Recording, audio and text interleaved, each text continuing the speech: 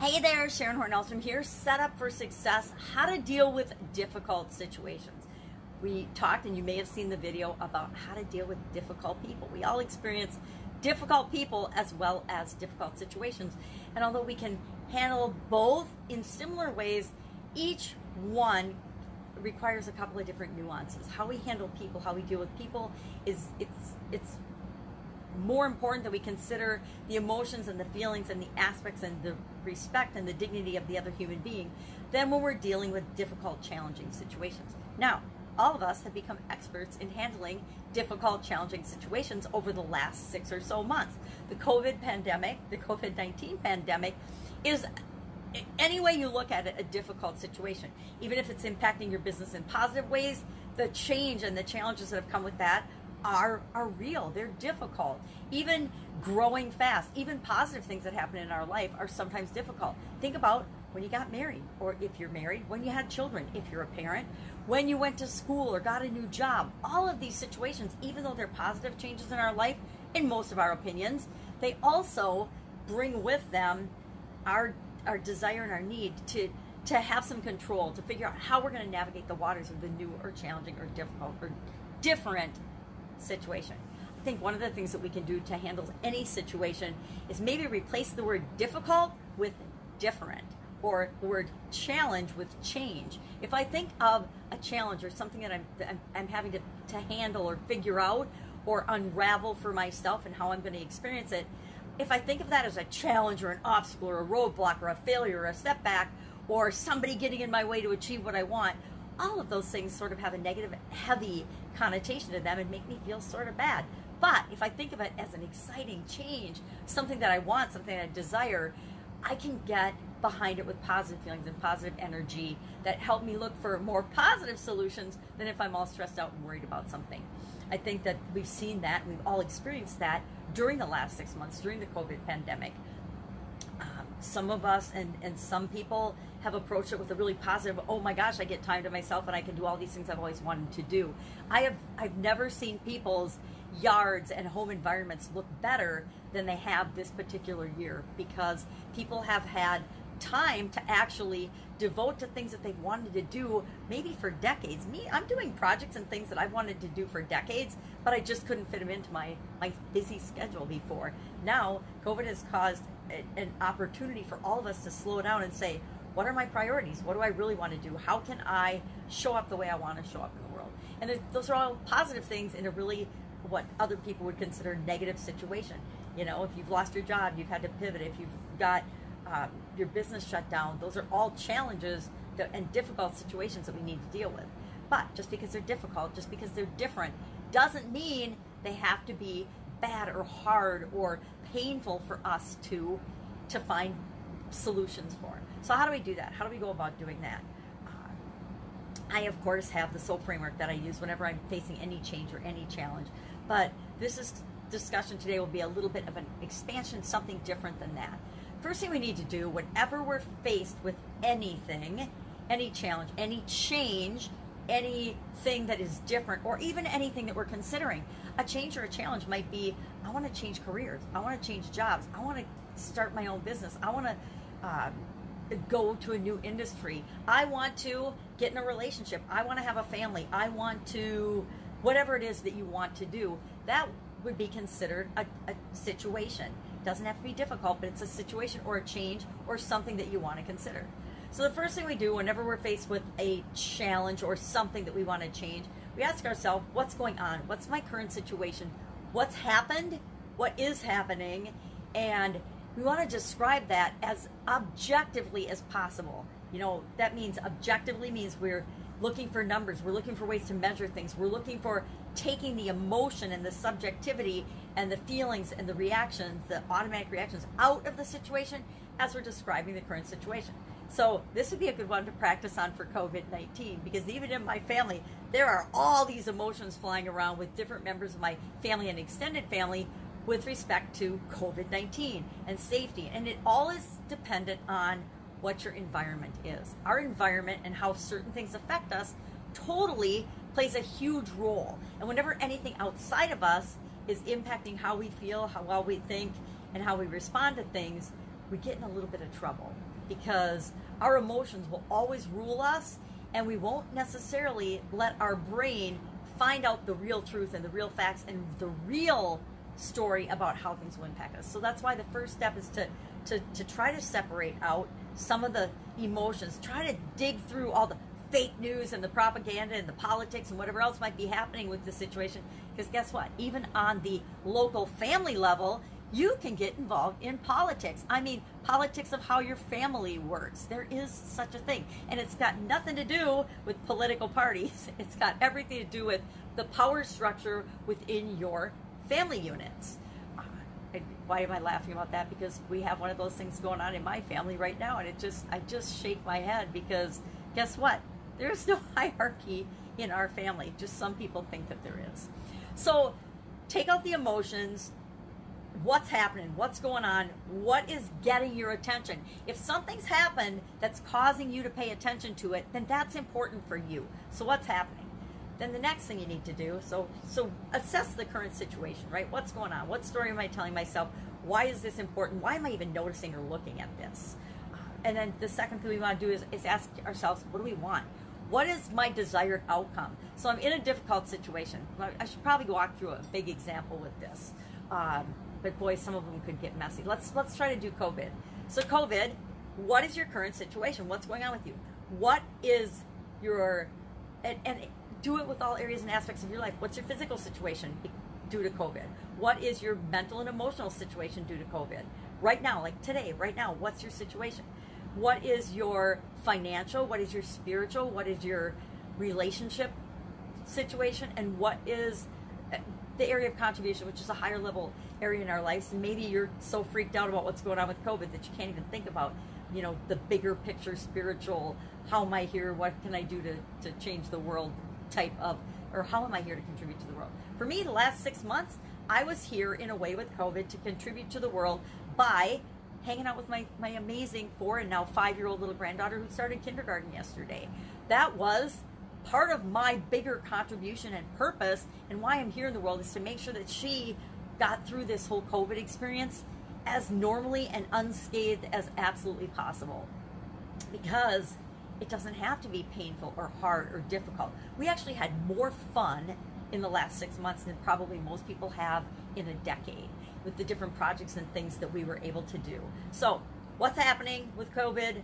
What do you want to be happening? Now, I'm going to warn you that if you say, I just want everything to go back to normal, yikes, kind of setting yourself up for failure, because that's probably not a realistic expectation, given how much of what's happening with COVID is outside any one of our individual control or our ability to handle that. Now, if you're and again, it depends on your environment, your situation, and where you're at with respect to that. Maybe you do have the ability to have a huge impact on it. Maybe you're helping to create a vaccine.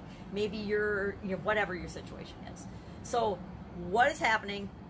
What do you want to have happen? Now that creates a gap usually, because usually what is exactly happening and what we want in our lives, in any area or aspect of our life, isn't exactly together and aligned. Very, very seldom. And that's because we are human beings and we're always progressing to achieve and have and be more. So even if we have a goal and we achieve it and we close that gap entirely, guess what? We automatically create another goal. We are beings that want to always be spiraling, hopefully upward, but sometimes downward. And it's just as easy to spiral upward toward what we want as it is to spiral downward away from what we want.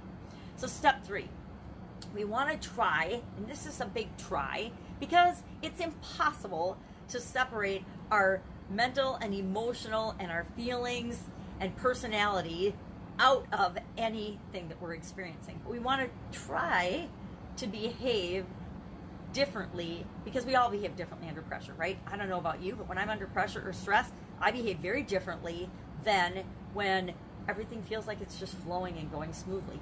That's human nature. So we need to keep in mind and ask ourselves, am I responding to this or thinking about this situation that's difficult anyway because I'm feeling stressed out, worried, doubtful, fearful, anxious, depressed, or any other feeling that might be impacting or coloring the way I'm seeing either where I am or where I want to go. And usually We don't admit it to ourselves, but we know where we want to go.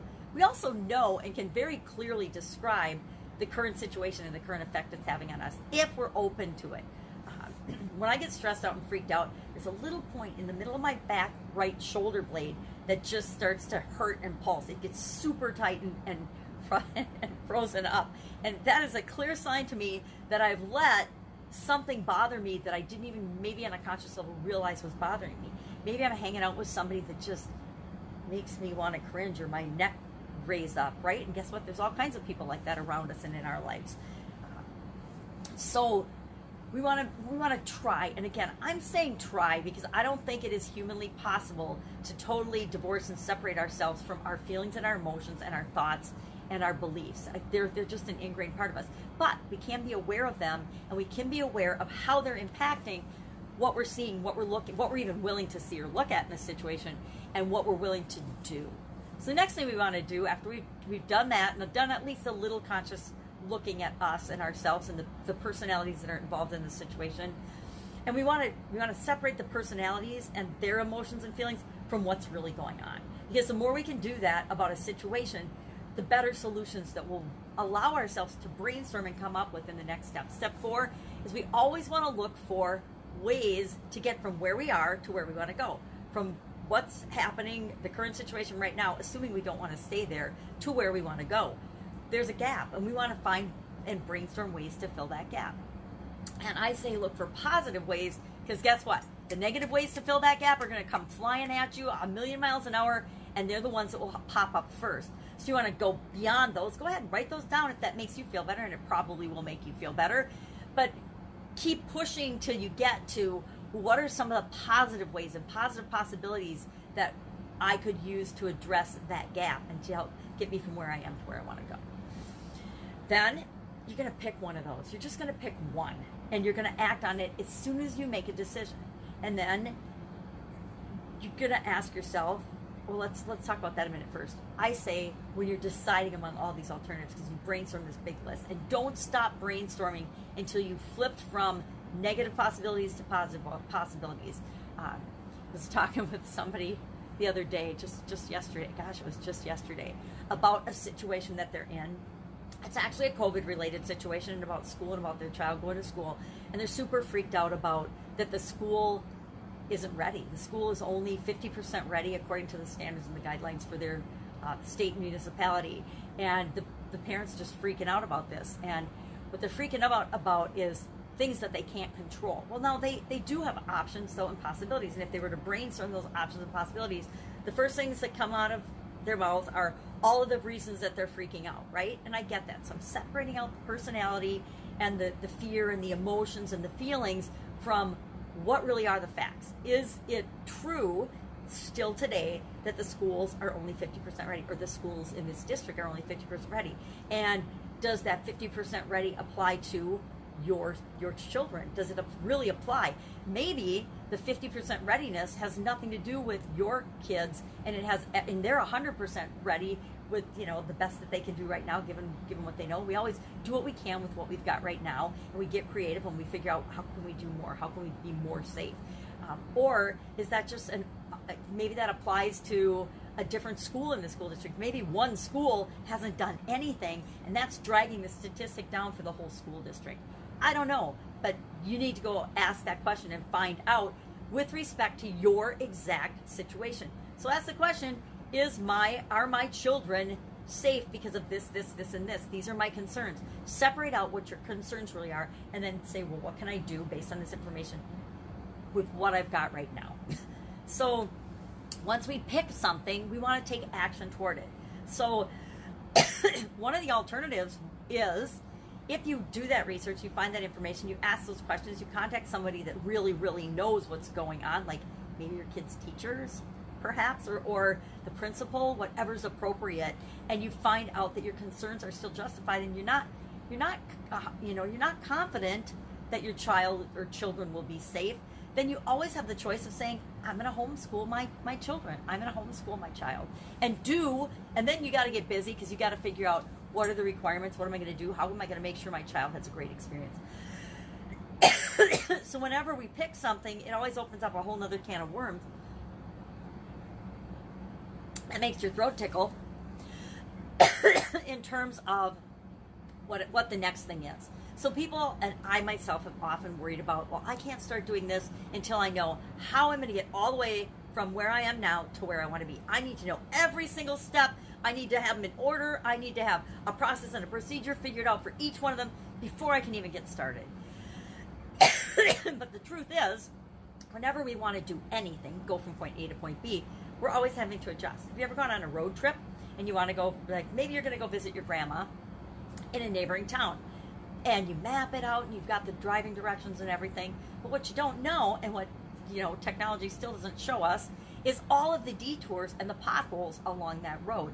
Maybe there is road construction along your journey, along your path, and it hasn't gotten to the driving directions or Google Maps or whatever you're following. So you get to the detour and you have to make a decision, right?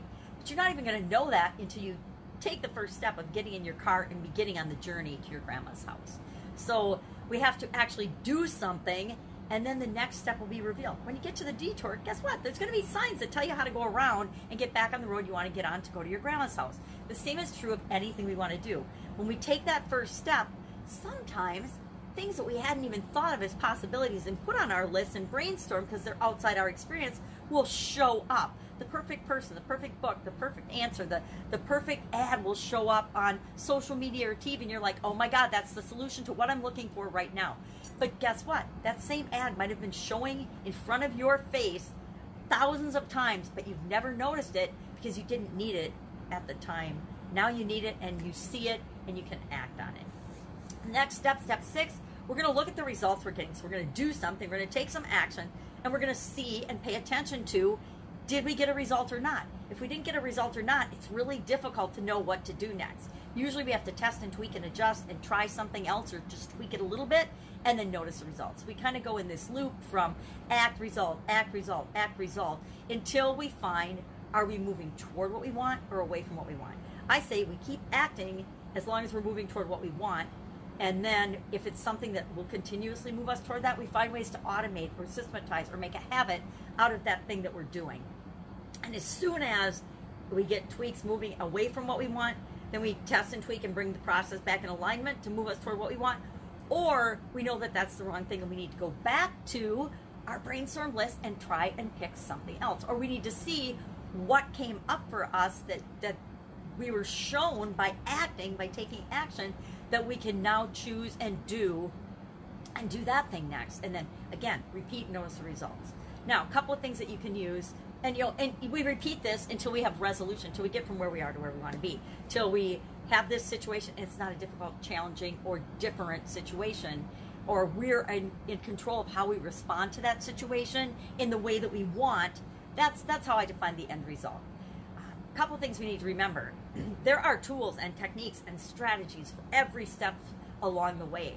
And I like to use tools because they automate the process of getting me through each of these steps.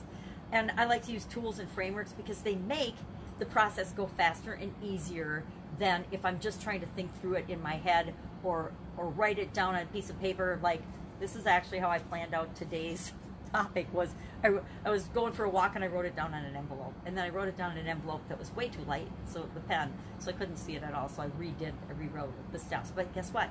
These are the steps I follow for absolutely everything every day. Because are we faced with challenges and difficulties and differences every single day of our life? Yes. This applies, this process works as well on little teeny things like, what am I going to eat for breakfast, to how am I going to deal with the COVID pandemic? What am I going to do in my business? How am I going to pivot? What am I going to do about my relationship? And I will say I've been through lots of difficult relationship challenges. I've been through, but I didn't have to face them and have them be difficult and painful. My divorce with my ex-husband, probably one of the most amenable, calm divorces that our attorney's ever seen. And mainly that's because the attorney was my brother-in-law, which is what meant it was my ex-husband's brother-in-law. We wanted to both use the same attorney, and he just basically said flat out, you two sit down, agree on everything, and then you come and see me and we'll finalize the divorce and we'll go to court. And that's what we did. Did we raise our voices a couple of times in our discussion of separation of assets? Of course we did, because there were a few things I felt very strongly about. There were a few things he felt very strongly about. And then we didn't battle it out. We just discussed it until we came to a resolution. And I guess some of the resolutions, some of the things we came up with were things that I had not even thought of going into the negotiation, going into the discussion. But that most people, I don't know very many people that have pleasant divorces. And were my feelings hurt about some things? Yes. But that's all stuff in the past that I couldn't do anything about. Were his feelings probably hurt about some things? Yes. But again, all things in the past that we really couldn't do anything about. So relationships, COVID-19. I honestly have not met a single person that has said COVID-19 has not changed their life and their experience right now. Absolutely every single person that I come in contact with, that I meet, that I talk to, online or off, has in some way, shape, or form been forever changed by the pandemic, forever changed by what's going on right now. And I don't know, I'm sure there's been a time in our history as human beings that this has happened before, but in my lifetime, there's never been anything like this. And as challenging as it might feel, there are so many gifts to each and every one of us in this situation, in our dealing with this situation, that I don't think we'll even realize it until years down the road, maybe decades down the road, the positive impacts that have come from COVID-19. I know everybody's focusing on the negative and what's bad about it and what's different about it, but different isn't always bad. Different isn't necessarily bad. There are whole industries that are absolutely positively booming because of COVID-19. I think plexiglass, I think hand sanitizer, I think toilet paper, Clorox wipes, paper towel, cleaning products. Did you ever really even hardly think about your cleaning products prior to COVID-19? I gotta say, yeah, I had some that I liked and didn't like, but they didn't even get a percentage of my cognitive ability in the past. I mean, all cumulated, they wouldn't even make a blip on my brain radar because it was just something we never thought about. Now, these are things, and face masks, how about face masks, hand sanitizer, all things that are booming industries that I never gave a second thought to. And I'm sure that there's things in your life that are the same way. I think our relationships are forever changed, and some people's relationships are forever changed in terms of they're going to go their separate ways because they're not happy in a relationship. I think that it has taken and amplified all of our feelings, all of our emotions, all of our relationships, all of our experiences in a way that for some people will be considered negative, but for other people, it's just like anything else. It's how we internalize and how we deal with any situation that really, really matters.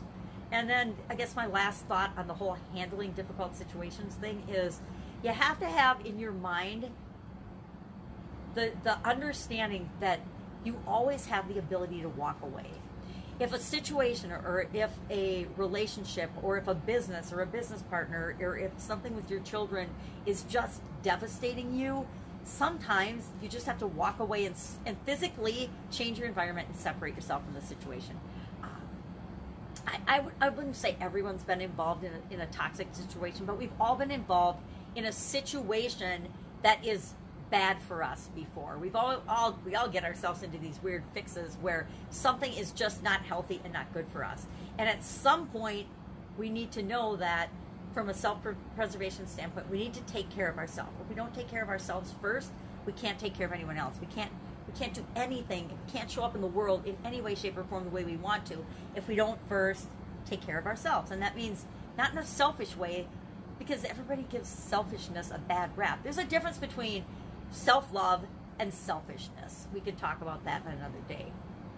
But there is a point at which you're in a situation and you decide where you are right now and what's happening and where you want to be are so far apart, and what's going to have to take place in order to bring them together is not going to be in your best interest.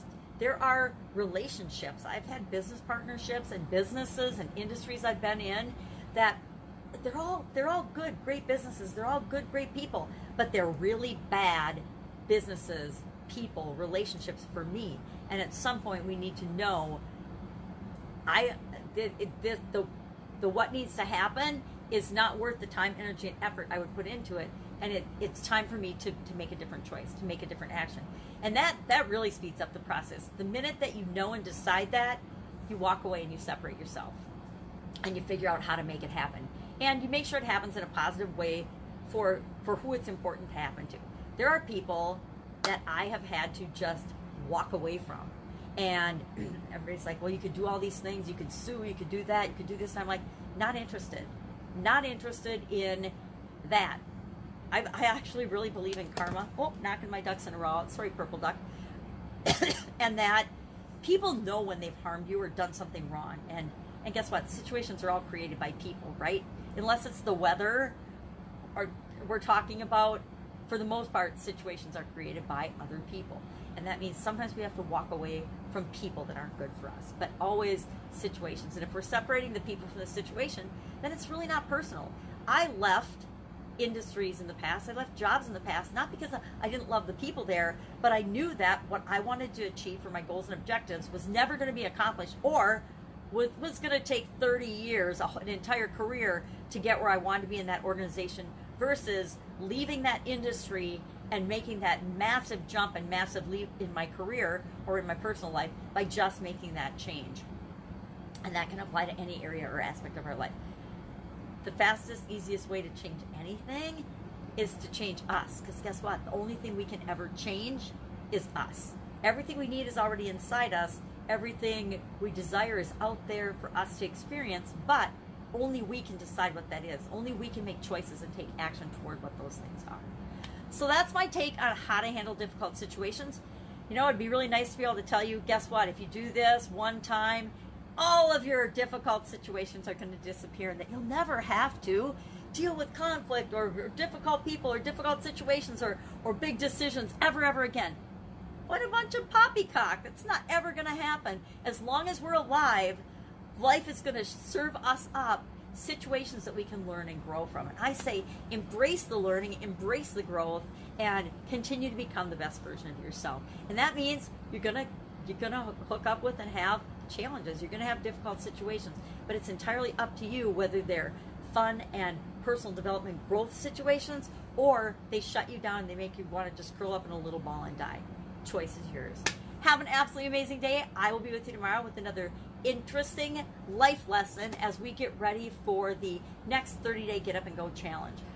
October 1st through 31st, which is more than 30 days. I know most of my challenges are always more than the days stated. And they're always available on the Get Up and Go challenge private group page. You can go there. These Set Up for Success daily lessons are going into Unit 5, which is called Set Up for Success.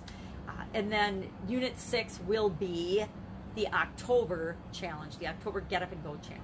And in the Get Up and Go challenge, we go really deep on change and challenges and how you can install a framework into your subconscious that will guarantee whatever you face in your life, you will be better off for having faced that than if you didn't have a framework to follow and if you didn't have a way of dealing with these things, dealing with changes and challenges and obstacles and roadblocks and whatever you call them. All right, have an awesome day. If you have any questions or I can help you in any way, hit me up in the comments below. Otherwise, have an absolutely fantastic, difficult situation-free day.